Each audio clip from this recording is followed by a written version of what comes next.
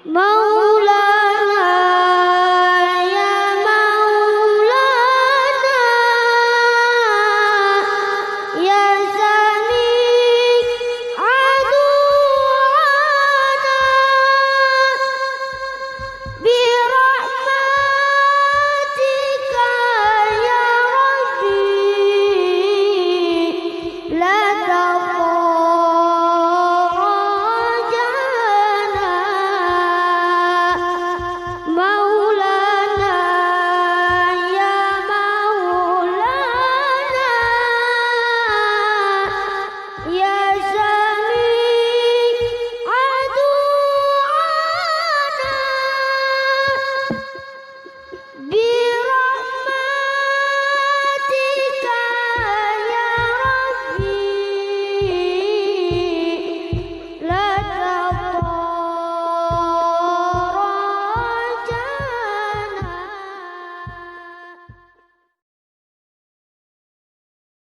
Assalamualaikum warahmatullahi wabarakatuh. Waalaikumsalam warahmatullahi wabarakatuh. Bismillahirrahmanirrahim. Alhamdulillahi rabbil alamin. Wassalatu wassalamu ala ashrafil anbiya'i wal mursalin Sayyidina wa maulana Muhammadin wa ala alihi wa ashabihil mujahidin at-tahirin, amma ba'du. Saudara-saudara kaum muslimin rahimakumullah. Pada pertemuan terdahulu kita sudah membicarakan orang-orang yang menjadi teman-teman setan dalam kehidupan di dunia ini. Maka pada pertemuan kali ini kita akan membicarakan tentang siapa yang menjadi musuh-musuh setan di dalam kehidupan. Dengan satu catatan, berbahagialah mereka yang menjadi musuh-musuh setan, tetapi celakalah mereka yang menjadi teman-teman setan. Bagaimanapun juga di dalam kehidupan ini, apabila orang telah memproklamirkan bendera permusuhan kepada kita, maka kita tentu seharusnya bersikap waspada dan mawas diri. Demikian juga iblis dan seluruh bala tentaranya yang terdiri daripada setan-setan. Mereka telah mengibarkan bendera permusuhan kepada Nabi Adam dan anak cucunya, kepada kita umat Rasulullah sallallahu alaihi wasallam. Akan sengsara dan celaka jika kepada iblis dan setan yang telah nyata-nyata mengibarkan bendera permusuhan itu kita mengadakan toleransi, mengadakan kerjasama, dan menjadi budak yang memperturutkan kemauan daripada iblis dan setan.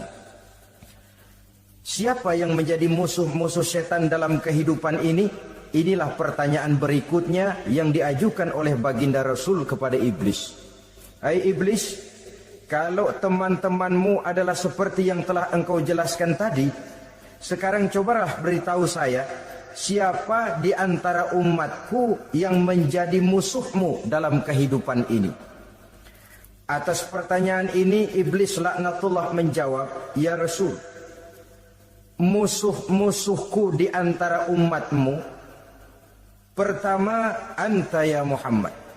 Musuhku yang pertama adalah engkau, wahai Muhammad. Kenapa iblis mencatat Nabi Muhammad sebagai tokoh nomor satu dalam deretan musuh-musuhnya? Mudah difahami. Pertama, keberadaan Rasul merupakan rahmah lil alamin, rahmah bagi lingkungan. Yang kedua, beliau berfungsi menyelamatkan manusia dari tempat yang gelap gulita, dari tempat kesesatan menuju tempat yang terang benderang, penuh berisi petunjuk dan hidayah dari Allah Subhanahu wa taala. Maka menurut iblis, inilah manusia perintang pertama atas segala daya dan usahanya menggelincirkan manusia ke jalan yang dimurkai oleh Allah Subhanahu wa taala. Kalau kita baca sejarah, risalah yang dibawa oleh Nabi Muhammad ini memang merupakan risalah yang membawa rahmah bagi alam sekitarnya. Ada sedikit perbedaan dengan risalah-risalah sebelum beliau. Sepertinya risalah yang dibawa oleh para rasul terdahulu itu mempunyai efek yang langsung pada kehidupan di dunia ini. Nabi Nuh misalnya menyampaikan agama. Hai umatku, ini agama. Umat menentang, turun banjir yang menenggelamkan orang-orang kafir. Azab diturunkan pada waktu itu juga, pada saat nabinya masih hidup. Jadi azabnya itu jenis cash, kontan.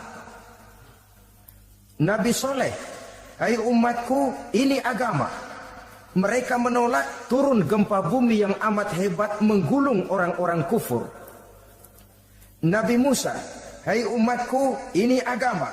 Mereka menolak, sebagian ditenggelamkan di Lautan Merah, sementara sebagian lain dikutuk menjadi monyet-monyet yang hina, seperti diceritakan dalam Al-Quranul Karim. Lain dengan Rasulullah Sallallahu Alaihi Wasallam. Bagaimanapun kurang ajarnya umat yang dihadapi oleh beliau, bagaimanapun menentangnya jamaah yang dihadapi oleh beliau, azab tidak turun sepanjang beliau masih hidup. Ini merupakan jaminan dari Allah, wa ma kana Allahu liyu'adzibahum wa anta fihim. Allah sama sekali tidak akan menurunkan azab selama engkau wahai Muhammad masih hidup di tengah-tengah umatmu. Jadi keberadaan Nabi Muhammad merupakan jaminan keselamatan bagi umatnya. Selama beliau masih hidup, azab tidak turun bagaimanapun kurang ajarnya umat. Di sini sedikit bedanya dengan nabi-nabi terdahulu. Juga perbedaan dalam pola dakwah. Nabi Nuh ketika dakwahnya ditolak oleh umat, keluar doanya meminta umatnya ditenggelamkan. Tetapi Nabi kita ketika dilontari batu oleh umat, malah beliau mendoakan umatnya agar memperoleh hidayah. Oleh sikap yang semacam ini, wajar lalu iblis menganggap Nabi Muhammad sebagai musuh ranking pertama. Yang kedua, siapa musuhmu di antara umatku? Yang kedua kata iblis, musuhku Muhammad imamun adil. Pemimpin yang adil. Itu yang akan menjadi musuhku di dunia ini. Putus asa iblis menghadapi pemimpin yang adil. Tipu dayanya tidak terkena. Segala tingkah polanya tidak diperturutkan. Imam yang adil, pemimpin yang adil merupakan musuh daripada iblis laknatullah alaih. Apa sebabnya? Karena pemimpin yang adil mempunyai dampak dalam kehidupan di dunia ini. Melindungi orang banyak, menenteramkan orang banyak. Makin aman, tentram, tenang situasi dan kondisi, makin mudah orang melaksanakan ibadah. Makin tekun orang melaksanakan ibadah, makin dekat dia dengan Allah. Makin dekat manusia dengan Allah, makin jauh dia dari iblis. Sebab dua hal ini selalu kontradiktif. Jika kita jauh dari Allah, tentu dekat dengan iblis. Jika kita jauh dari iblis, harus dekat tentu dengan Allah. Dan begitu selanjutnya. Dalam kaitannya dengan kehidupan kita sekarang, saudara-saudara, disinilah perlunya mempersiapkan manusia. Membangun manusia itu jauh lebih sulit daripada membangun jembatan. Membangun manusia itu lebih sulit daripada membangun gedung-gedung bertingkat. Termasuk membangun dan mempersiapkan calon-calon pemimpin yang adil di masa yang akan datang. Membangun jembatan penting. Tapi lebih penting daripada membangun jembatan adalah membangun manusia yang bikin jembatan. Sebab kalau manusia yang bikin jembatan tidak dibangun lebih dahulu, saya khawatir jembatannya nanti habis dimakan oleh yang bangun jembatan. Mengaspal jalan raya penting. Lebih penting dari mengaspal jalan raya, membangun manusia yang mengaspal jalan itu. Sebab kalau manusia yang mengaspal jalan bermental rusak dan bejat, saya khawatir jalan belum selesai, aspalnya habis dimakan oleh yang ngaspal. Inilah pentingnya membangun manusia pembangunan. Semua tugas-tugas besar, semua pekerjaan-pekerjaan yang baik harus berangkat dari niat yang baik, berangkat dari hati yang bersih. Siapapun adanya kita, apapun profesi kita. Yang jadi kiai, marilah berangkat dari niat yang bersih. Yang jadi mubalik, marilah berangkat dari niat yang bersih. Niatnya itu mau menghidupkan Islam atau mau cari hidup jual Islam. Kalau mau menghidupkan Islam, mari sama-sama kita berjuang. Tapi kalau mau cari hidup untuk dengan menjual Islam, minggir saja daripada nanti bikin malu. Yang mengurus masjid, mari berangkat dari niat yang bersih. Ngurus masjid itu niatnya mau menghidupkan masjid atau mau cari hidup di dalam masjid. Kalau mau menghidupkan masjid, mari. Tapi kalau mau mencari hidup di dalam masjid, tolong minggir saja daripada nanti bikin aib. Yang jadi orang alim, mari berangkat dari niat yang bersih. Jangan memperjualbelikan fatwa, yang halal dikatakan haram, yang haram jadi samar-samar, nanti membingungkan umat. Berangkat dari niat yang bersih, membangun manusia, pembangunan. Ini barangkali istilah yang lebih kena. Saudara-saudara kaum muslimin rahimakumullah. Setiap kita pada hakikatnya punya bakat. Secara fitrah yang kita bawa. Bakat apapun kita ini punya. Saudara punya bakat jadi pemimpin, saudara pun punya bakat jadi pengkhianat.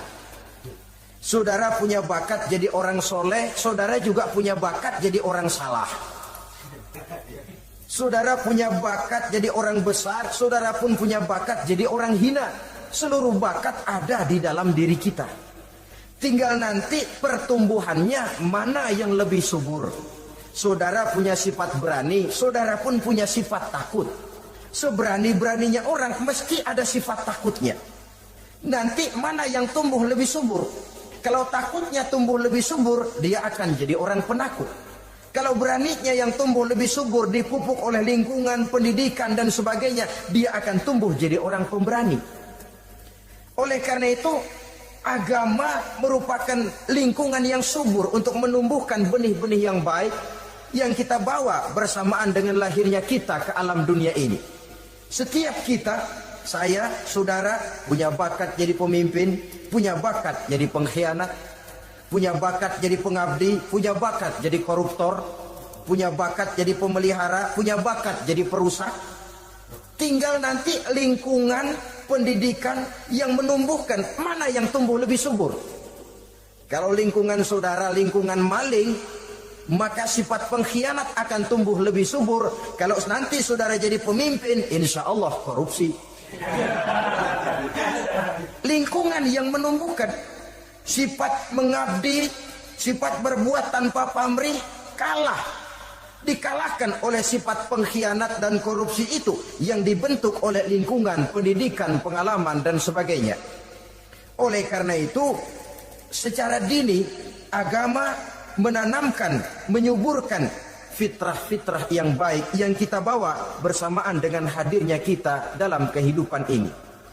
Sebab itu seorang penyair bernama Syauqi mengatakan dalam sebaik syairnya, waladatka ummuka ya ibna adam bakian wan nasu haulaka yadhakuna surura. Hai manusia, pada saat kamu dilahirkan kamu menangis dan orang lain di sekelilingmu ketawa.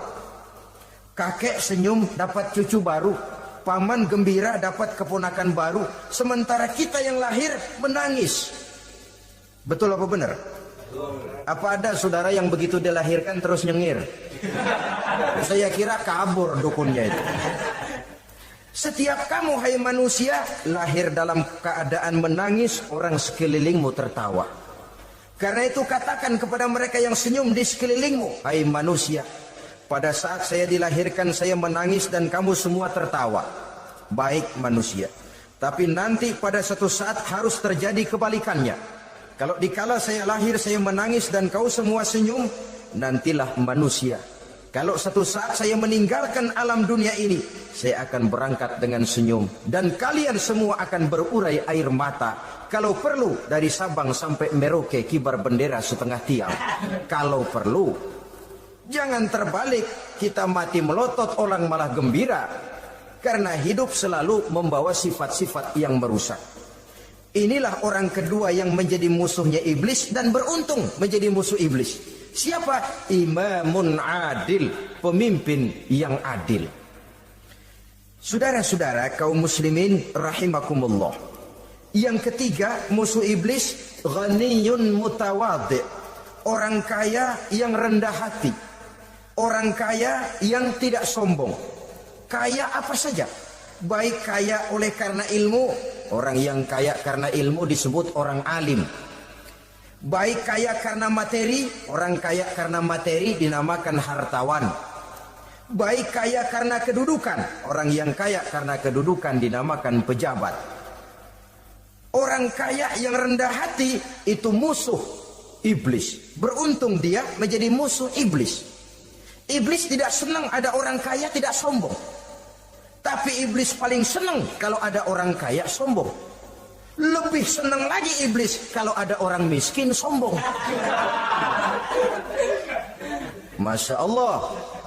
Orang kaya sombong, walaupun iblis senang, orang masih bilang pantas saja dia sombong, kaya apaan aja punya. Udah miskin sombong, kira-kira yang disombongin apaan? Dalam segala bentuknya sombong ini Allah tidak senang, tapi iblis senang. Kenapa? Karena sponsor sombong iblis. Kan yang pertama kali sombong iblis toh. Ketika disuruh sujud kepada Nabi Adam, dia nggak mau. Ini kesombongan pertama yang terjadi dalam sejarah. Ketika ditanya kenapa kau tidak mau sujud iblis? Saya kan dibikin dari api, Adam dari tanah. I am the best. Saya lebih hebat daripada iblis, daripada Adam. Adam baru kemarin dibikin, saya sudah lama. Kata Allah, kamu sombong iblis, ini surga bukan tempat orang sombong. Keluar. Terusir dia dari surga. Jadi kesombongan pertama adalah kesombongan yang dilakukan oleh iblis. Dan dia tanamkan itu kepada kita supaya jadi orang sombong. Karena itu sombong ilmu Allah nggak senang, tapi iblis senang. Mentang-mentang ada ilmunya. Nih, satu-satunya ustadz di sini ya. Semua mesti ngaji sama gue. Kalau nggak ngaji sama gue, Islamnya kurang tapi bener. Sombong karena ilmu. Sombong karena pangkat. Mentang-mentang pakai bintang di pundak, jalan pundak duluan. Yang wajar saja hidup ini. Sombong harta pun begitu. Kaum muslimin rahimakumullah. Orang kaya yang rendah hati dimusuhi oleh iblis, tapi dicintai Allah, dicintai Rasul, dicintai malaikat. Caranya bagaimana? Kembali kepada satu kesadaran bahwa pada saat terlahir ke alam dunia ini tidak ada yang pernah kita bawa. Kalau sekarang kita punya rumah, punya kebun, punya kendaraan, punya pabrik, punya segala macam benda, apa itu? Titipan. Pada suatu saat akan diambil kembali oleh yang menitipnya. Kalau titipan itu pandai kita jaga, pandai kita syukuri, titipan akan makin banyak. Sama juga kita dalam kehidupan. Kalau orang bisa kita percaya, saya mau pergi ke luar negeri, rumah saya titip kepada tetangga. Saya pulang dari luar negeri, isi rumah tetap tidak berkurang, malah dibersihi, malah disapu, dihilangkan kotorannya. Tentu bukan main syukur saya, girang saya. Akan bertambah kepercayaan saya untuk menitipkan apa saja. Ini makna la in syakartum la azidannakum wa la in kafartum inna azabi lasyadid. Kalau kamu pandai bersyukur, aku tambah nikmat. Tapi kalau kamu ingkar, azabku teramat pedih. Artinya apa? Nikmat bisa berubah menjadi azab kalau kita tidak pandai mensyukurinya. Ma'asyiral muslimin rahimakumullah. Orang yang kaya ilmu lalu rendah hati, tidak selalu ingin menonjolkan diri. Ini kadang-kadang yang tanggung ini yang bikin berabe. Alim bener enggak, geblek bener juga enggak. Yang sedikit-sedikit mau nonjolin diri. Kalau enggak jadi imam enggak mau ke masjid.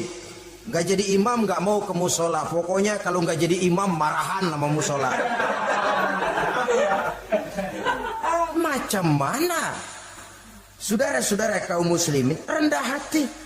Tidak selalu ingin menonjolkan, sebab orang yang selalu ingin menonjolkan dirinya biasanya orang yang kekurangan kepercayaan kepada kemampuan dirinya sendiri. Dia selalu ingin dinomorsatukan. Dia selalu ingin ditempatkan pada ranking teratas. Dia tidak percaya diri. Orang yang percaya diri dapat bersikap wajar dalam kehidupan. Begitu juga kaya karena harta, dengan menyadari bahwa harta bagaimanapun banyaknya titipan dari Allah. Pada suatu saat akan kembali. Dia harus dimanfaatkan sesuai dengan kehendak yang menitipnya. Begitu juga kaya oleh karena pangkat, kedudukan dan jabatan. Pada suatu saat jabatan itu akan hilang dari diri kita. Karenanya sering saya jelaskan bahwa pangkat di dunia ini yang paling tinggi pensiun. Titel yang paling akhir almarhum. Saudara setuju atau tidak, titel itu akan saudara dapat. Bagaimanapun kita cinta kepada pangkat, kedudukan, entoh pada akhirnya suatu saat akan sampai kepada posisi yang namanya pensiun. Kalau sadarlah kita kepada pemikiran ke arah sana, maka untuk mencapai kekayaan, baik kekayaan harta, kekayaan kedudukan, tidak lalu menghalalkan segala cara untuk mencapai tujuan. Tapi dibatasi oleh norma dan kaedah yang harus dia taati, baik kaedah agama maupun kaedah bernegara. Inilah orang ketiga yang menjadi musuhnya iblis, orang kaya yang rendah hati, orang kaya yang tidak sombong. Yang keempat, saudara-saudara, tajirun shadiq, pedagang, pengusaha yang jujur. Iblis gedek betul, benci bukan main sama pengusaha, sama pedagang yang jujur, yang tidak ngurangi timbangan, tidak nipu pembeli, tidak barang yang jelek dibilang bagus, atau yang bagus di atas yang jelek di bawah, atau dicampur yang baik dengan yang jelek supaya kelihatan semuanya jadi baik. Semua orang ingin untung, tidak ada kecuali siapapun orangnya, dan itu wajar. Setiap manusia ingin mendapat keuntungan, kalau perlu dengan modal minimal mencapai keuntungan maksimal, seperti yang diajarkan oleh teori ekonomi. Itu kan yang namanya produktif kan. Satu usaha dinamakan produktif, bagaimana kita mengeluarkan modal minimal bisa mencapai keuntungan maksimal. Silakan. Bahwa manusia ingin untung itu insting, naluri, fitrah. Tidak ada orang yang mau rugi. Tapi cara mencapai keuntungan itu yang membedakan antara seorang muslim dengan yang bukan muslim. Sudah pernah saya sampaikan, apabila kaum pengusaha, para pedagang sudah dijangkiti penyakit yang tidak jujur, yang akan timbul adalah kekacauan ekonomi.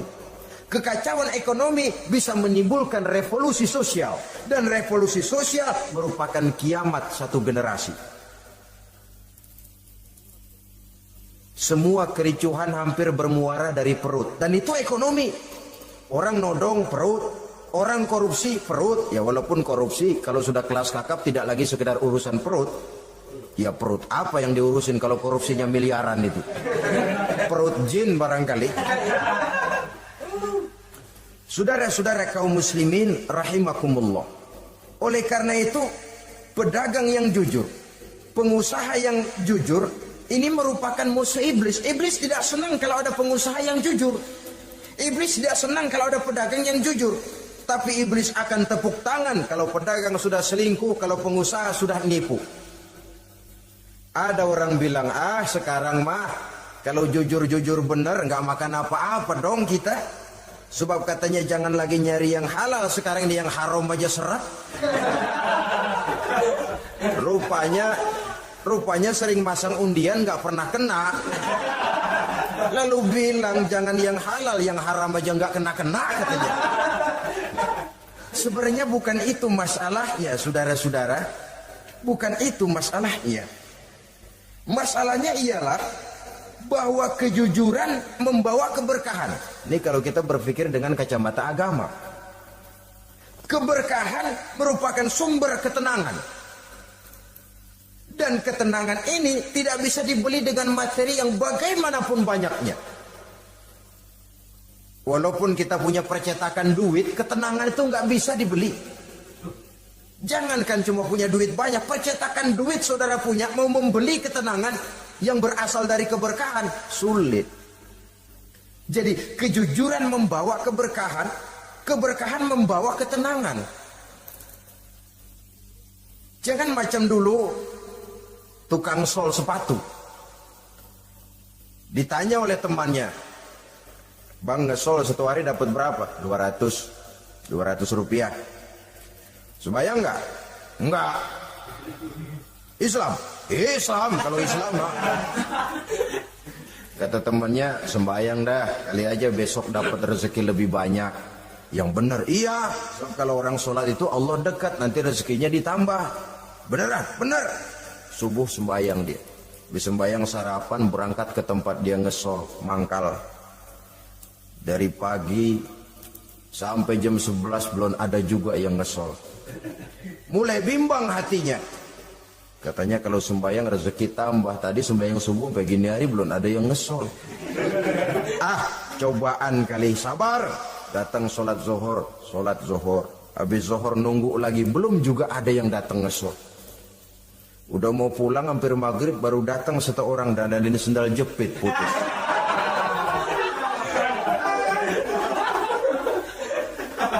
Sudah bayar 25 rupiah, pulang dia si tukang sol ini, ketemu sama temennya yang nyuruh sholat tadi. Ditanya, "Bagaimana penghasilan ini hari?" Apa dijawab? "Gua kapok deh sembahyang."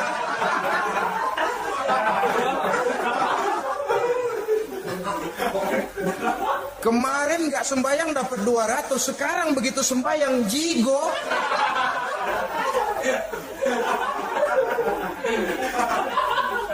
Dia tidak sadar bahwa dengan dari kacamata agama, 25 rupiah yang membawa berkah jauh lebih baik ketimbang 200 uang panas. Dari kacamata agama, 25 rupiah yang membawa berkah lebih baik daripada 200 rupiah tapi panas. Sebab panas menjauhkan kita dari ketenangan. Itulah sebabnya, maka pedagang yang jujur, pengusaha yang jujur menjadi musuh setan dan beruntung. Sekarang jadi pengusaha jujur-jujur nggak dapat proyek, Pak. Kalau nggak bisa semir semur. Padahal agama sudah menjelaskan ar-rashi wal murtashi finnar. Orang yang nyogok dan orang yang disogok dua-duanya neraka. Kenapa? Join termasuk ta'awanu 'alal ismi wal 'udwan. Bertolong-tolongan dalam berbuat dosa dan kesalahan. Kalau hadiah, lain hadiah. Kalau sedekah, lain sedekah. Tapi yang namanya semir, suap, ar-rashi wal murtashi finnar. Saudara-saudara kaum muslimin rahimakumullah. Jadi pedagang yang jujur, pengusaha yang jujur merupakan salah satu roda perekonomian. Kegoncangan ekonomi akan menimbulkan dampak sosial yang sangat luas dan kompleks.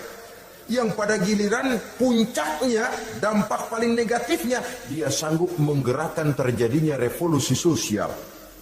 Bukankah sebagian besar gerak hidup manusia dimotivasi oleh keinginan untuk mempertahankan kelangsungan hidup? Dan kelangsungan hidup artinya mulut. Mulut itu artinya perut dan itu artinya makan. Setelah itu mungkin baru pangan, baru sandang, baru dia berpikir pakaian dan sebagainya. Jadi karena dia merupakan penggerak roda ekonomi, pedagang yang jujur, pengusaha yang jujur mutlak diperlukan dalam kehidupan ini. Sebab sekali lagi, kejujuran akan membawa keberkahan, keberkahan memberikan ketenangan dalam kehidupan. Oleh karenanya kita umat Islam, biarin duit kita banyak, asal berkah. Itu tentu idealnya. Ketimbang dikit tidak berkah, lebih baik ia banyak, ia berkah. Dan keberkahan itu datang lewat kejujuran. Kejujuran ini sudah dicontohkan oleh Rasul pada saat beliau berniaga ke negeri Syam. Dikala berumur 9 tahun, bahkan dikala berumur 25 tahun, seketika membawa dagangan Sayyidatuna Khadijah yang kelak jadi istri beliau. Saudara-saudara, kita maklum bahwa solat merupakan sarana yang paling efektif untuk mendekatkan manusia kepada Allah. Makin dekat manusia dengan Allah, makin tidak senang iblis dan setan. Karena itu segala macam cara mereka berusaha mengaduk-ngaduk solat kita. Dan sesungguhnya, jikalau kita mengerjakan solat, itu kan targetnya cuma 2. Pertama, agar solat kita itu sah. Yang kedua, agar solat kita itu qabul, yakni diterima oleh Allah. Kalau soal sah dan tidak, ukurannya gampang.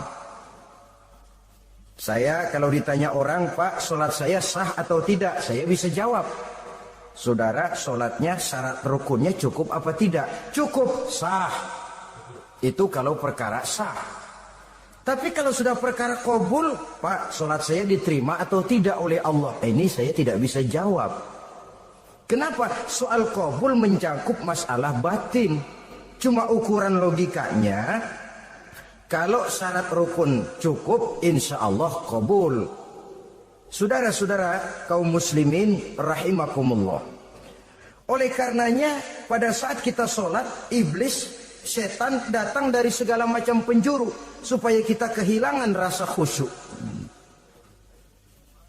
Apalagi kalau kita jadi imam, yang gerak kita, bacaan kita dilihat, didengar, disaksikan oleh orang banyak. Digodanya gerakan kita, dibolak-baliknya hati kita, supaya di dalam sholat itu banyak yang kita ingat, hal-hal yang tidak ada hubungannya dengan sholat. Kadang-kadang belum sholat kita ribut nyari pulpen, enggak ketemu, begitu takbir ingat pulpen di atas lemari. Mulai goncang lagi niat kita sholat. Kadang-kadang kalau hati tidak bisa dipermainkan, iblis berbisik lagi. Gerakan kita dalam sholat tidak mencerminkan kekhusyuan. Kalau gerak juga ternyata masih bisa khusyuk, bacaan kita dibuatnya kita seperti dikejar-kejar waktu. Sholat Isya misalnya, dengan cara kilat khusus, super singkat. Saya katakan tadi, apalagi kalau kita jadi imam, iblis mudah mendatangkan penyakit riya. Karena mengimami orang banyak, lalu supaya dikira alim, dibuatlah sholatnya itu mantep-mantep. Surahnya dicari yang panjang-panjang, paling pendek sabbihis sama wadduha. Tapi kalau sudah sholat sendirian, cukup inna a'tainakal kautsar sama qul huwallahu ahad. Kayaknya khusyuk bukan main. Kalau imam bahasanya dipaseh-pasehin kayak orang 16 tahun di Mekah. Usolli fardhol maghribi salasar rakaatin. Saudara-saudara kaum muslimin yang berbahagia, oleh karena sholat merupakan sarana yang paling efektif untuk mendekatkan diri dengan Allah, maka orang yang khusyuk di dalam sholatnya merupakan musuh utama daripada iblis. Sekarang bagaimana bisa khusyuk caranya? Kalau khusyuk 100%, rasa-rasanya sulit. Untuk sampai ke arah sana orang memerlukan tahapan. Kepada Imam Ali karramallahu wajhah, baginda Nabi pernah memberikan satu tes case. Ali, saya ya Rasul, kalau kau bisa sholat 2 rakaat saja dengan khusyuk, aku kasih hadiah sorban.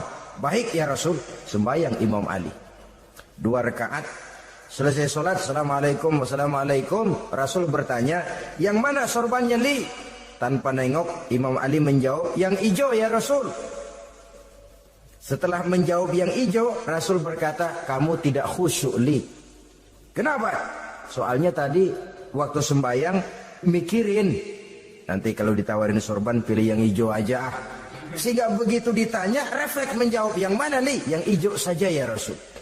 Oleh karena itu, menurut Al-Imam Nawawi, pada tingkatan yang paling sederhana, sudah sampai ke tingkat khusyuk, asal pada waktu takbiratul ihram ingat kepada Allah.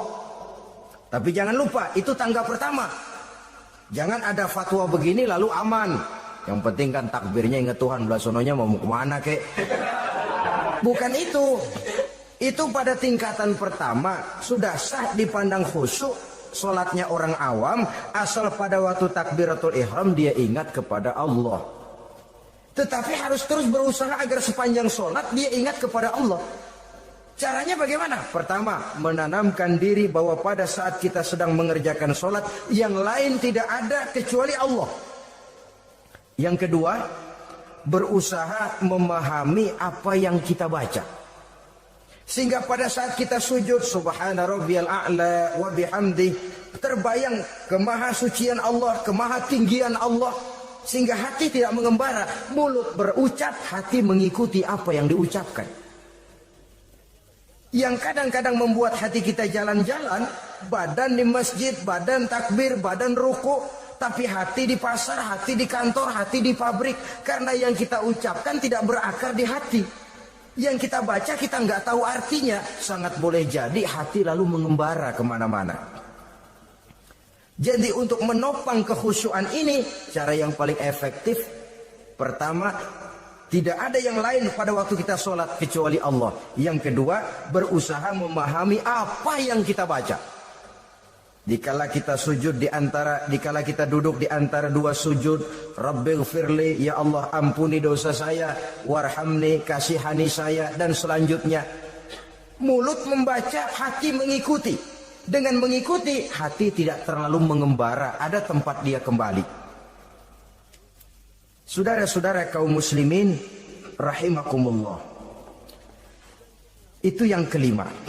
Yang keenam, yang menjadi musuh iblis, mukminun nasih. Orang mukmin yang suka memberikan nasihat. Orang mukmin yang suka memberikan petunjuk. Termasuk juru-juru dakwah, para mubaligh, itu merupakan musuh utama iblis. Kenapa? Tiap hari iblis kampanye. Tiap hari iblis mengajak dengan segala macam cara yang kalau perlu dia berikan kamuflase. Dia berikan fata morgana. Kalau perlu yang haram dia bungkus dengan merek halal. Kalau perlu kejahatan dia bungkus dengan baju kebajikan. Istilahnya racun diberi merek madu. Dan itu wajar. Cuma kita tentu harus punya filter, daya saring positif agar tidak salah pilih. Karena iblis ini pintar betul. Kalau kita khusyuk dalam sholat, dia tanamkan kepada kita misalnya seperti tadi itu. Sholatmu memang hebat, khusyuk. Di kampung ini tidak ada orang yang sholatnya seperti kamu. Tertanam itu dalam hati kita, timbul ujub. Akhirnya, iya, gue lihat-lihat di kampung sini kagak ada yang sembayangi kayak gua. Nah, sudah masuk iblis. Jadi dia pandai mengikuti gerak hati dan irama denyut jantung manusia ini. Kemana kecenderungan manusia, ke situ dia masuk. Pendeknya iblis itu ibarat tukang joget, dia ngerti bener irama kendang. Saudara-saudara kaum muslimin rahimakumullah. Termasuk juru-juru dakwah, para mubaligh, orang yang suka memberikan nasihat ini. Mereka memberikan filter kepada umat, kepada jamaah, jangan sampai salah pilih. Dan iblis menyesatkan kita supaya kita salah pilih. Satu contoh ringan. Kalau di depan saudara ada dua buah gelas, yang segelas isinya jamu, yang segelas sirup. Kira-kira saudara minum yang mana? Jamu. Jamu apa sirup? Sirup apa jamu? Orang yang pikirannya panjang, dia pasti minum jamu. Pahit memang, getir memang, tapi besok badan sehat, tenaga kuat, gairah kerja ada, kreativitas timbul, semangat menghadapi kehidupan tumbuh. Orang mukmin, orang yang berpandangan jauh ke depan. Pandangannya panjang. Panjang kemana? Tidak cuma ke dunia, sampai juga dia memandang ke alam barzakh, ke akhirat. Sholat itu jamu, pahit. Ngaji, hadir di majelis taklim itu jamu, pahit. Sedekah, jamu, pahit. Mengeluarkan uang untuk kepentingan orang lain. Enak aja minta sumbangan, datang-datang yang nyari pers keringat banding tulang gue, lu datang-datang mau minta. Yang enak ngumpulin harta lalu bakhil bin pelit alias medit. Itu jamu. Saudara hadirin yang saya muliakan, sedekah jamu pahit, puasa jamu pahit, jihad jamu pahit. Tapi nanti begitu kita meninggalkan dunia, masuk ke alam barzakh, apalagi pindah ke akhirat, baru terasa, aduh nikmatnya dulu kemarin itu minum jamu, sekarang badan sehat, tenaga kuat, kerja semangat. Nikmatnya dulu saya waktu di dunia sholat, rajin ngaji, suka sedekah, suka menolong orang. Sekarang terasa manfaatnya. Begitu saya berada di alam barzakh, apalagi sudah dibangkitkan di padang mahsyar di akhirat nanti, terasa seluruh kebajikan yang saya kerjakan. Nah, orang yang berpikir jangka pendek cuma ngelihat yang ada di depan hidungnya saja. Ngapain minum jamu getir, sirup nih, manis. Dia minum, dia ambil sirup, minum, manis memang pada waktu minum, tapi besok bibir jontor. Meninggalkan perintah Allah, sirup itu manis. Tidak sholat, manis. Tidak bayar zakat, sirup, manis. Tidak mau puasa, sirup, manis. Manis sekarang.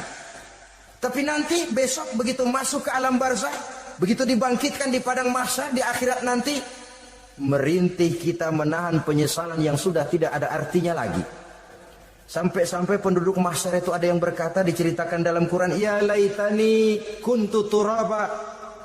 Wahai celaka, kenapa kita nggak jadi tanah saja? Menyesali kejadiannya. Andai kata mereka bisa kembali ke hidup di dunia lagi, mereka akan minta kejadian yang kedua untuk berbuat baik. Tapi tentu sudah penyesalan yang tidak ada gunanya lagi. Maka saudara-saudara, emang cuman jalan duluan kecebur di sumur yang nyesel duluan. Ada orang jalan, yang paling depan kecebur di sumur, itu tuh nyesel duluan katanya. Nyesel duluan. Yang lain mesti nyeselnya belakangan. Saudara hadirin yang saya muliakan, nah, orang yang suka memberikan nasihat kepada orang lain dimusuhi iblis. Kenapa? Tentu nasihat yang membawa kebaikan. Iblis nggak senang betul itu. Kita nasihatin teman, udah berhenti dah, jangan pada mabuk lagi. Iblis gergetan bener. Ini orang dilarang lagi. Kita nasihati teman, udah jangan masang-masang lagi dah, nggak bakalan kena, dikebohongin. Nggak ada orang jadi kaya masang judi, bangkrut malah lo. Ini kan termasuk tipu daya iblis, judi dinamain sumbangan. Itu sama saja itu, madu, racun mereknya madu. Judi dinamain sumbangan. Di belakang beca pada nyumbang. Kayak orang kaya lagunya.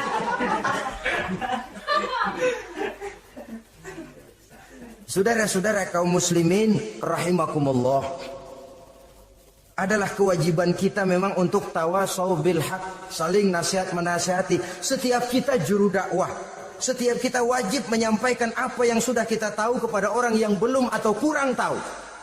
Saudara yang bisa bismillah wajib mendakwahkan bismillah itu kepada orang yang belum tahu bismillah. Saudara bisa Fatihah harus menyampaikan itu kepada orang yang belum bisa Fatihah. Persetan dengan orang lain. Apalagi yang cuma kerjanya ngeritik saja, lo baru bisa Fatihah doang udah ngajar. Biar aja yang diajarin gak bisa Fatihah kok. Apa masalahnya pemerataan di bidang keilmuan? Sebab memang biasa penonton itu selalu lebih pandai menilai, kayaknya lebih pintar dari yang main. Sama saja orang nonton bola ngomel melulu, padahal dia sendiri belum tentu bisa main. Dengerin orang pidato pun begitu, monten bisa. Wah, kalau dia yang pidato 1 jam kayak semenit. Tapi kalau si Ano tuh kita udah pegel belum juga mau berhenti. Monten bisa, coba dia suruh pidato udah 1/4 jam masih ama badu. Apa mau dibilang ama badu?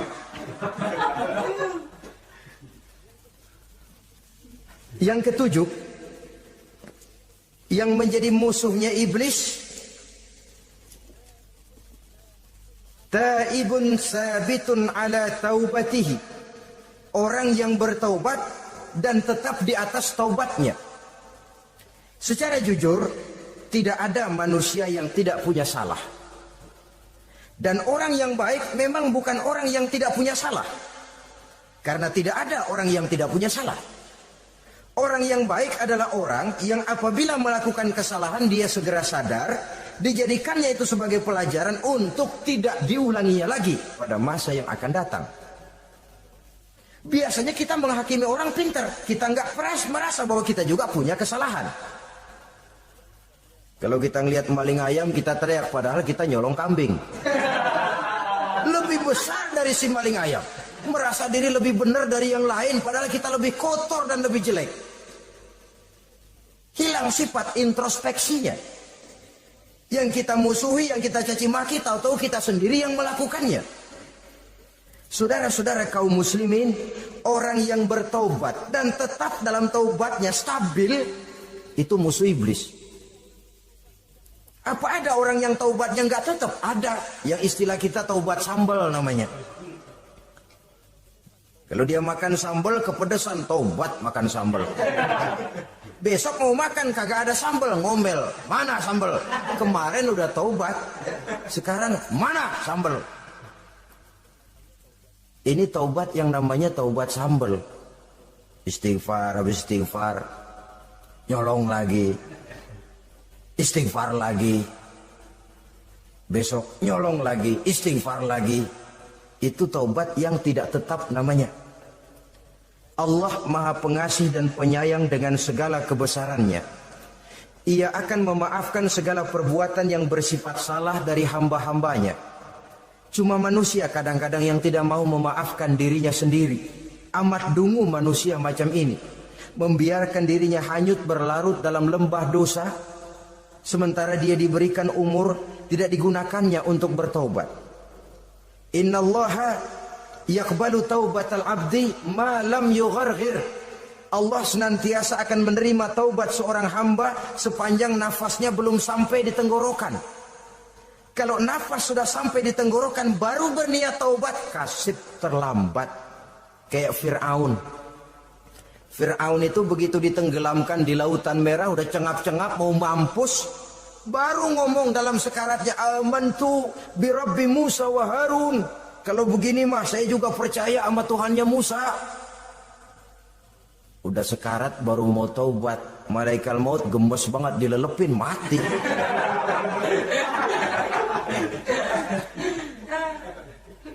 Nah, kepada adik-adik remaja, biasanya kalau sudah bicara taubat, pikiran kita, taubat mah urusan 70 tahun ke atas.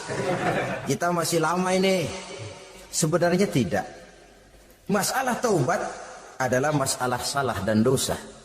Masalah salah dan dosa adalah masalah manusia. Sejak dia akil balik sampai ajal datang merenggut nyawa. Hidup ini tidak selalu berjalan mulus. Hidup ini tidak selalu berjalan di atas kertas putih. Kadang kita tersilap, kadang kita tersalah. Kadang situasi dan kondisi menyebabkan kita berbuat lain dari yang seharusnya. Itu kehidupan. Silih berganti. Oleh karenanya pesan Nabi, wa atbi'i sayyi'atal hasanah. Perbuatan salah ikuti dengan kebajikan. Dosa iringi dengan taubat. Jangan nunggu. Saya untuk taubat takut nanti bikin lagi. Nah, ini namanya punya harapan mau bikin lagi. Nanti aja dah kalau tua-tuaan. Saudara, kalau dosa itu ditumpuk, itu sama saja kotoran yang menodai hati. Kalau kotoran gak rajin kita bersihin, dia akan berkarat. Dan kalau sudah berkarat, sudah sulit untuk dibersihkan. Itu makna ungkapan Imamul Ghazali, hati manusia sebening kaca. Lapisan dosa yang dia kerjakan adalah debu yang menutupi jernihnya kaca. Orang yang bersih dari dosa, dekat dengan Allah, hatinya jernih seperti kaca. Dari hati yang jernih, radarnya kontak kepada Allah. Sinyalnya nyambung channelnya itu. Getarannya hebat. Wajar kalau lalu dia bisa tahu apa yang besok akan terjadi. Diberitahu oleh Allah. Yang namanya ilmu laduni itu. Ilmu yang ditransfer langsung oleh Allah. Karena kebersihan hatinya. Mana ada orang gak belajar bisa pintar. Iya, kalau hatinya butak emang gak ada. Tapi kalau Allah mau berberangkat dari hati yang bersih, yang kontaknya nyambung kepada Allah, hati itu seperti kaca, kata Imam Ghazali. Dosa yang kita lakukan adalah debu. Kalau debu sedikit datang kita lap, datang lagi kita bersihin, datang lagi kita bersihin, insya Allah nggak sampai jadi noda di atas kaca itu. Tapi kalau nunggu debu itu sampai bertumpuk, besok aja ngelapnya dah, besok aja ngebersihinnya, bertumpuk dia, sulit membersihkannya. Walaupun kena, nodanya tentu tertinggal di atas kaca itu. Karena itu dalam kehidupan remaja misalnya, pemuda misalnya, kita tidak bisa menolak mode, tidak bisa menolak musim. Modenya disco, modenya breakdance, modenya joget, modenya jaipongan. Mode pada waktunya habis, ya habis. Tapi bagaimanapun dia akan punya dampak, memberikan bekas dalam membentuk kepribadian. Dan ini efek yang tidak kita inginkan. Efeknya, bukan modenya itu. Jadi oleh karenanya saudara-saudara, masalah taubat bukan masalah 70 tahun ke atas. Tapi masalah manusia, sejak dia akil balik sampai ajal datang merenggut nyawa. Sepanjang nafas belum sampai di kerongkongan, Allah akan menerima taubat seorang hamba. Bahkan dalam hadis qudsi Allah menyatakan, "Lau amiltumul khotoya hatta mala'atis sama thumma nadimtum fataballahu alaikum." Kalaupun kamu berbuat dosa sampai penuh langit dengan dosamu, kemudian kamu bertaubat dan menyesal, Allah pasti akan menerima taubatmu. Jadi orang yang taubat dengan sebenarnya dan tetap dalam taubatnya itu musuh iblis. Tapi orang yang taubatnya angin-anginan, iblis demen banget. Dari sembahyang, besok mabok, besoknya lagi nyolong, besoknya lagi zina, besok taubat lagi. Kata iblis, surat, iya lu gocet dah Tuhan.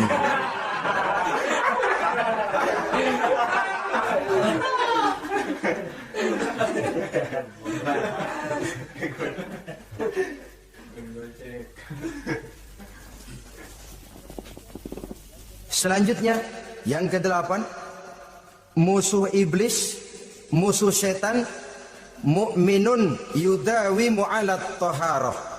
Orang mukmin yang membiasakan diri selalu dalam keadaan bersuci. Baik dari hadas kecil, lebih-lebih dari hadas besar. Wudu utamanya memang untuk sholat. Tapi membiasakan wudhu dalam kehidupan sangat baik sekali. Mau ke kantor wudhu dulu, mau ke pasar wudhu dulu, mau ngajar wudhu dulu. Apa sebabnya? Karena dalam keadaan suci, orang ada sikap memelihara kesuciannya.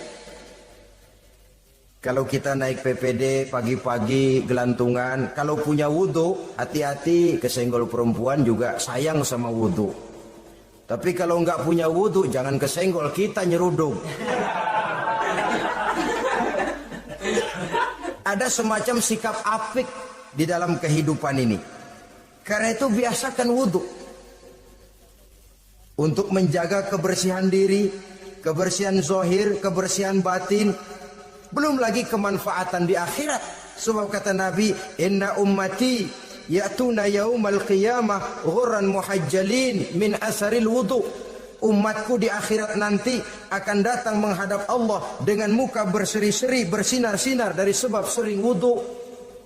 Sehingga tidak usah mengaku pun Rasul akan memanggil karena muka yang sering tersentuh air wudu ini. Mu'minun yudawimu 'alat taharah. Orang mukmin yang selalu membiasakan diri berada dalam keadaan suci, berwudu. Kita lihat ajaran wudu ya.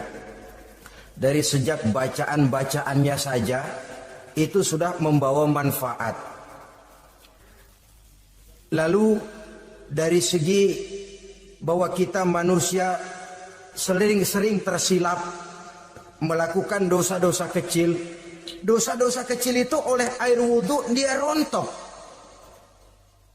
Tangan kita suka colak-colek pada saat membasuh dua tangan. Allahumma inni as'alukal yumna wal barakah wa a'udzubika minasyu'mi wal halakah. Dosa yang ada di tangan itu rontok. Mata kita suka pelotot-pelotot, nggak karu-karuan pada saat membasuh muka. Nawaitu raf'al hadasil asghar. Dosa yang ada di mata rontok dari segi pembersihan batin. Belum lagi dari segi pembersihan zahir. Sehari semalam kalau 5 kali saja kita terkena air wudhu, itu sudah menjaga kesehatan dan kebersihan. Saudara-saudara kaum muslimin rahimakumullah. Yang kesembilan, orang yang menjadi musuh iblis yaitu mutawarra'un anil haram, orang yang memelihara diri dari yang diharamkan oleh Allah. Terpelihara dirinya, terpelihara yang dimakannya, yang diminumnya dari jenis-jenis yang haram, baik sedikit maupun banyak. Jangan cuma teriak haram waktu sedikit tapi giliran banyak halal. Sama saja orang dikasih tahu, itu ada cerita anak-anak, Pak Haji punya anak main judi, dikasih tahu, Pak, anak bapak main judi, astagfirullah katanya. Tapi menang Pak, alhamdulillah.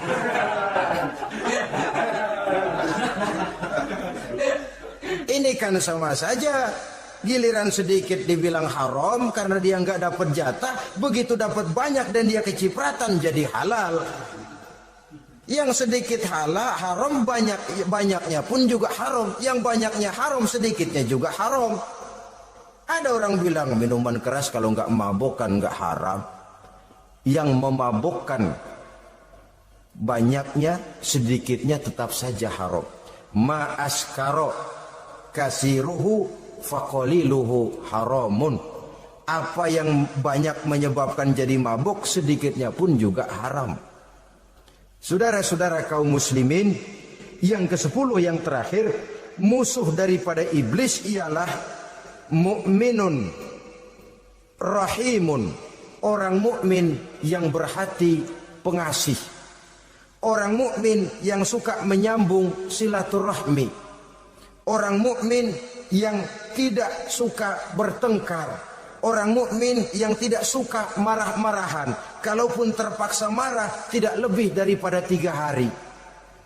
Jadi boleh saja marah kalau alasannya tepat, tapi nggak lebih dari 3 hari. Kalau perlu bikin perjanjian, kita marah ya 3 hari. Itu limit. Tidak halal kata Nabi bagi seorang muslim menjauhi saudaranya lebih dari 3 hari. Tidak halal itu artinya haram.